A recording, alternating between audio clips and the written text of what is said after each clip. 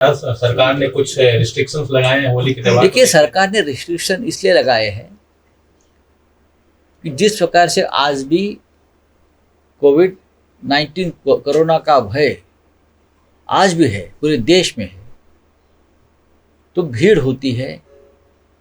लोगों को त्योहार मनाने के लिए कोई निर्बंध नहीं डाले हैं, लेकिन कोई नियम और कानून का पालन करो ताकि फिर एक बार कोरोना का संकट इस देश में या राज्य में न आए।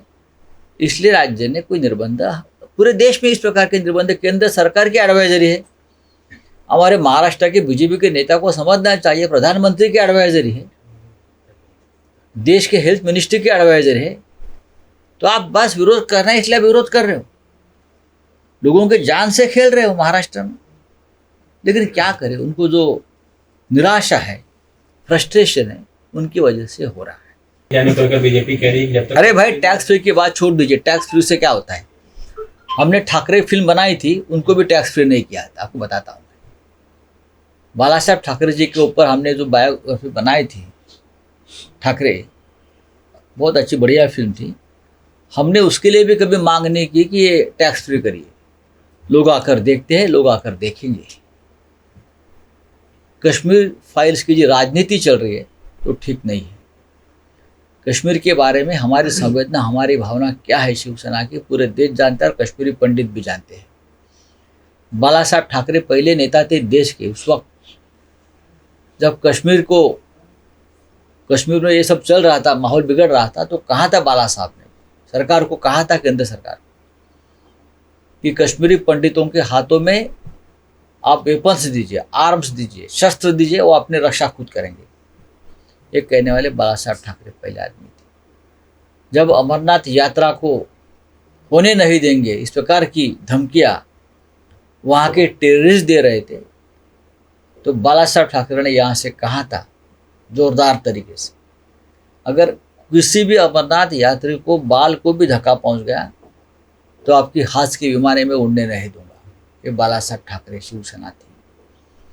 और बाला साहब ठाकरे हिंदू हृदय सम्राट, इस देश के ऐसे पहले नेता थे।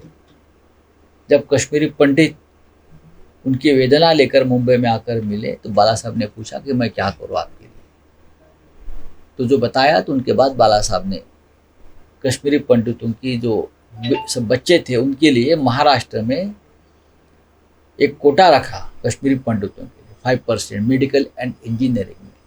तो ये कश्मीर फाइल की बात हमें फटफड़ा कर मत दिखाइए।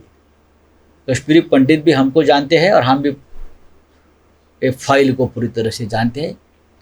ये फिल्म कैसी बनी, क्यों बनी और उस फिल्म का एजेंडा क्या है, लेकिन उसके बारे में कोई मैं टिप्पणी नहीं करूँगा। प्रधानमंत्री मोदी जी की योजना और घोषणा बहुत ही अच्छी थी, मैं आज भी उनका रिस्पेक्ट करता हूँ। कश्मीरी पंडितों के घर वापसी के बारे में, घाटी से जो हमारे कश्मीरी पंडित उस वक्त भाग कर निकल गए, तब केंद्र में बीजेपी समर्थित वीपी सिंह की सरकार थी और कश्मीर में बीजेपी के नेता जगमोहन गवर्नर थे। तब सबसे ज़्यादा कश्मीरी पंडित को पलायन करना पड़ा। ये सभी कश्मीरी पंडितों की घर वापसी हम करेंगे, ये वचन 2014 में भारतीय जनता पार्टी ने दिया था, इसलिए उनको वोट भी मिले हैं। हमने भी दिए, हमने भी समर्थन किया। हमने 370 कलम हटाया तो हमारी पार्टी ने समर्थन किया कि वो हमारा भी एजेंडा रहा है। कश्मीर के बारे में क्या करना है, क्या नहीं करना है, ये हमको किसी और से सलाह लेने की, सीखने की ज़रूरत नहीं है। बस पंडितों की घर वापसी कर दीजिए, उनकी ज़मीन जायदाद वापस कर दीजिए, उनको वहाँ शान से प्रस्थापित कीजिए, उनका पुनर्वासन कीजिए, और जो पीओके है, जो कश्मीर पाकिस्तान के कब्जे में है, वो भी वापस हिंदुस्तान में लाने की बात आपने की थी, उसके ऊपर अमल कीजिए। फिर क्या, हम आपके साथ ही रहेंगे।